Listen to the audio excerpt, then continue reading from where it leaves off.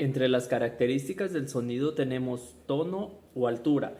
Es la cualidad del sonido que permite distinguir cómo vibran las partículas y viene dada en relación a la frecuencia.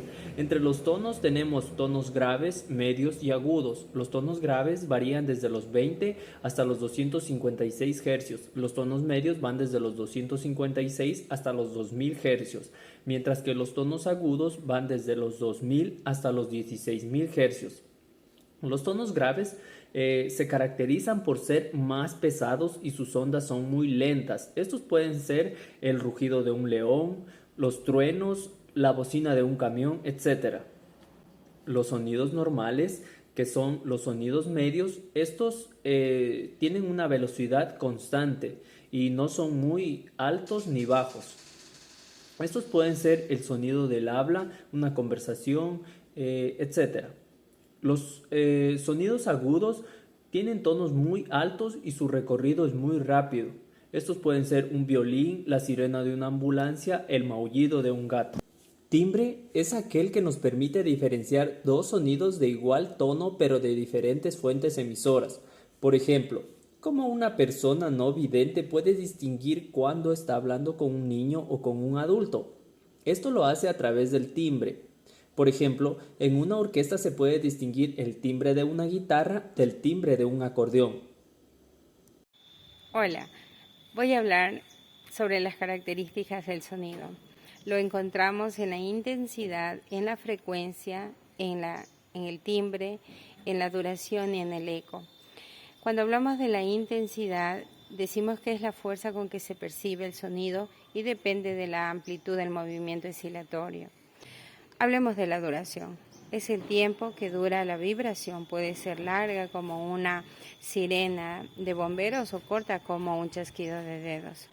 El eco es el reflejo del sonido y se produce cuando la onda vibratoria encuentra superficies perpendiculares a su paso.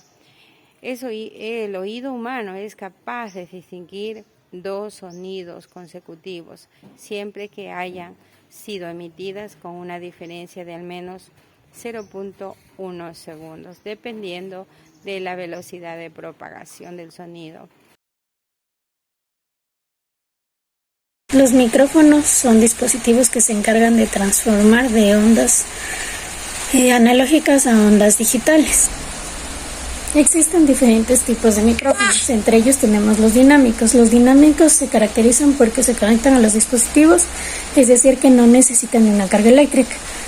También se caracterizan porque permiten que el audio sea mucho más fuerte, principalmente cuando están dentro de una radio para tomar los sonidos de lo que son las guitarras. Uno de los ejemplos que tenemos es en la marca, que son los Shure SM57 y los Shure SM7B. El condensador es un componente electrónico capaz de almacenar energía siempre que se le aplique electricidad. Este tipo de micrófonos tiene dos placas, una posterior, una fija. El diagrama se va moviendo en función de la precisión que ejercen las ondas sonoras que se aplica sobre ella, al variar el ancho entre las dos placas, que forman el condensador que producen variaciones de corrientes que se transmiten al cable.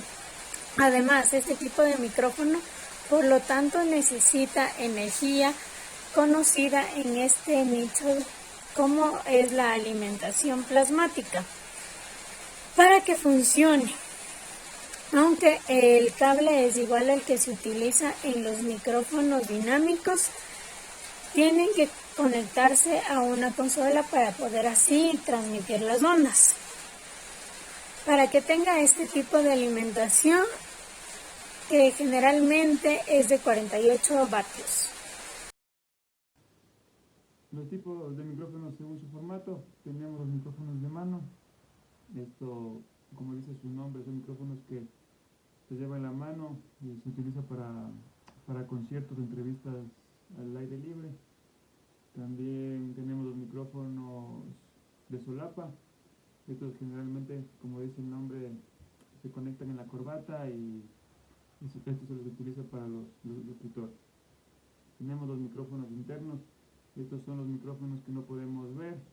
pero siempre están integrados a los teléfonos, grabadoras, webcam.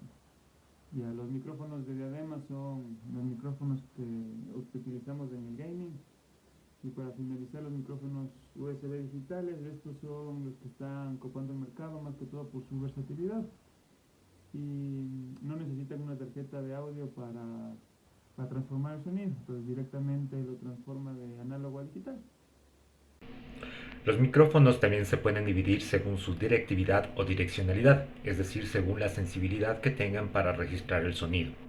Existen micrófonos omnidireccionales, que graban todo lo que tienen alrededor en 360 grados.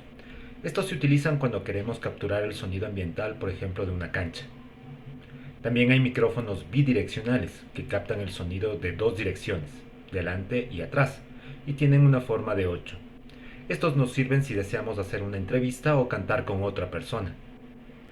Por otro lado, hay micrófonos cardioides o unidireccionales. Logran una captura más amplia de sonidos. Tienen forma de corazón y de ahí viene su nombre. Son muy flexibles y versátiles. Pero se debe tener en cuenta que el ruido ambiental puede entrar si no se controla el entorno. Estos se dividen en supercardioide e hipercardioide, que no son muy diferentes, pues solamente tienen una diferencia gradual. El supercardioide tiene un patrón más cercano al cardioide, pero más rígido y directo. Tampoco captan los sonidos que vienen de los lados. Los hipercardioides son incluso más directos y son una buena opción cuando están lejos de la fuente de sonido porque son más estrechos. Son ideales para eventos deportivos, actividades en vivo o en el mundo audiovisual en las que se desea grabar con claridad el sonido unidireccional sin dejar afuera el ruido de fondo. Bueno, a nosotros también nos ha tocado hablar acerca de lo que son los planos sonoros, el cual es cómo nos llega un sonido y la distancia que hay desde la fuente de ese sonido que nosotros tenemos.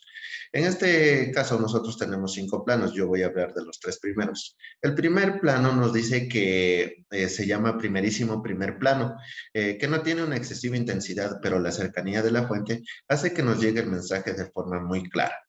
En este tipo de plano es como, por ejemplo, cuando le susurramos a alguien. En radio nos dicen que se lo consigue hablando de forma susurrada, muy cerca del micrófono. Por otra parte, también está el primerísimo el primer plano, que equivale al sonido de algo cercano a nosotros. Una persona con la que mantenemos una conversación, un golpe a la mesa, etcétera. Esto dice que en radio se lo puede conseguir hablando directamente al micrófono con unos 4 o 5 dedos de distancia. Por otra parte, también está el segundo plano o plano medio. Dice que aquí el sonido ya no nos llega todo lo nítido que podríamos obtenerlo, porque la fuente se encuentra un poco lejos de nosotros o porque el sonido nos llega con una ligera pérdida de intensidad. Se dice que esto se lo puede conseguir en radio alejando la fuente entre 40 y 1 metro y bajando ligeramente el canal de la mesa de mezclas a la hora de hacer la emisión o usando las dos técnicas a la vez. Hoy continuaré hablando sobre los planos de voces. Tenemos el tercer plano, o también conocido como plano general. En este caso, el emisor se encuentra mucho más alejado de nosotros. Por ello, el sonido llega con mucha más pérdida de intensidad. Tanto el segundo como el tercer plano son fundamentales para dar al oyente la ilusión de intensidad. Construyen una perspectiva acústica a través de la superposición coherente de los diferentes sonidos presentes en los planos. Y por último tenemos el plano de fondo. Estos planos ocupan aquellos sonidos más débiles que llegan a nuestros oídos. Generalmente en una estación de radio no se va a escuchar más de 3 planos a la vez, y el plano más débil de fondo es el que se llama el plano de fondo. En una radio se consigue básicamente bajando el canal de ese sonido hasta conseguir que ese sonido sea apreciable pero sin ningún protagonismo. Y en conclusión tenemos el primerísimo primer plano, que son elementos sonoros que se perciben muy próximos.